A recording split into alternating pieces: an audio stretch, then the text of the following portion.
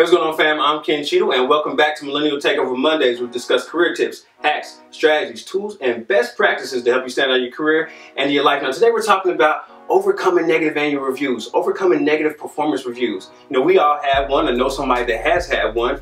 A lot of us don't like to even admit to it, but I'll tell you, I'm admit to it. A lot of us don't like to admit to it. I'll tell you that I admit to it today. At 25, I think I had my first negative review. It's my first year in my career. I was livid the first time I got that interview. I was so mad because I came in there and I was like, okay, well, what do you mean I got a negative interview? I come on time, I'm doing this, I'm doing that, I'm trying to do this, I'm trying to do that, you know, all these different things. I was just flustered at the fact that, you know, I was getting this review. And so mad that at the end of the day, you know, everybody had all went home, you know, you got your cube set up all nice and stuff. I got that box, put everything I could think of up in there. So like 1 or 2 items I left. I went home, like, man, they got me messed up. I ain't coming back up in there, no annual review, negative, and I ain't gonna get no raise this year. So that is called the denial phase, right? You know, that's the denial phase. So how do you get from that point and get back on that career path to success? Get back to the point to where you're getting positive reviews, right?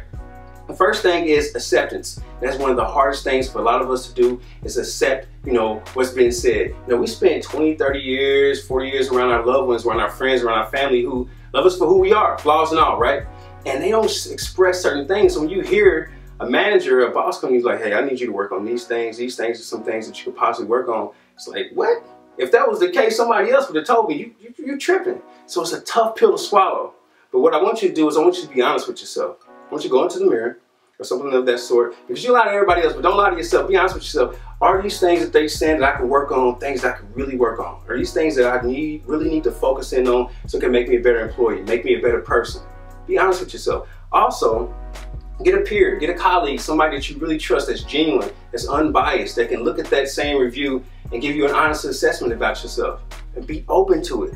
Be open-minded to what somebody's telling you, because from that piece you grow. You can grow from that. It's kind of hard to grow when you like, I don't believe it, I don't believe it. Grow from that piece. What's another thing that you can do? Another thing you can do, it's like I always say, become the CEO of your career. Own that. Become the CEO. Because if you're expecting a company to help you get to that success, that's not going to happen, man. Stop wasting your time. You got to take ownership of that. So if your manager is saying, hey, these are some things that you need to work on, note that. Write those things down. Write all those things down. Then create an action plan on how you can start doing better in those areas. Set up a meeting with your manager weekly or bi-weekly. Hey, these are the things I've been working on. This is my progress in this. Let them give you feedback about that progress. Hey, okay, I see that you're making these changes. Boom, boom, boom, boom, boom. Continue to do that till you get to a point to where you're really good, you're okay. They feel like that you've gotten everything that you need to get out of the situation or whatnot. Also, don't just stop there. You know, after we get to a point where, okay, a lot of people want to stop, don't do that. I'm going to tell you how you never get a negative performance review again.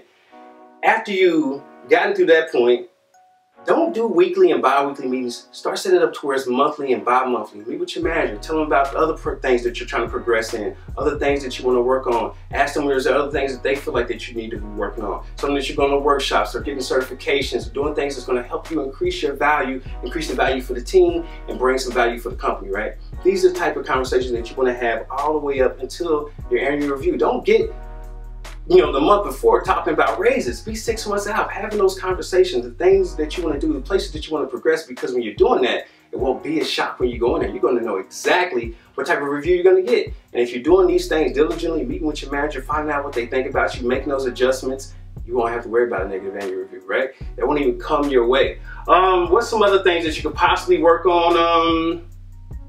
Find somebody else that's on your team that is already in that spot that you want to be in. You know what I'm saying? They have good reviews, they have this process, they have good progress.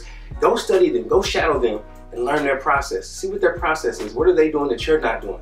What are they doing that you feel like, hey, if I tweak this, it'd make my process even better than their process? Go find those things out. That's how you take ownership of your career. That's how you control the destiny of where you're going. Now, with that being said, hey, if you haven't gotten your ticket to the Millennial Takeover Workshop, please do so. We only had 20 tickets. A few of them are already gone. We still got a little bit of spot. The space is not that big. It's conducive. That's why we go a little short amount of tickets. So if you haven't had a chance to get your ticket, you want to talk about these things I'm talking about today, as far as performance reviews and all the other things that we talked about throughout this series, please go get your ticket. The link will be down below. Come out there, this upcoming Saturday, October 28th from 9 a.m. to 12 p.m. It's going to be a good time. We're going to have a great time.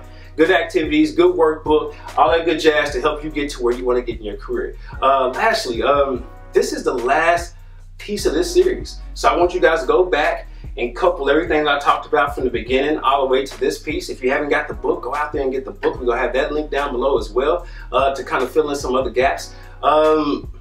This is it, the Millennial Takeover. I will be doing a couple of other things in November. I'll have a couple other videos that come out in November, so be looking forward for that. But as of right now, it's time to get ready for the Millennial Takeover. And after I get done doing that, it's time to start thinking about 2018. So I'm going to take a break, go in, you know, start planting seeds so that this time when the harvest comes around next year, I can reap. And I want you guys to do the exact same thing.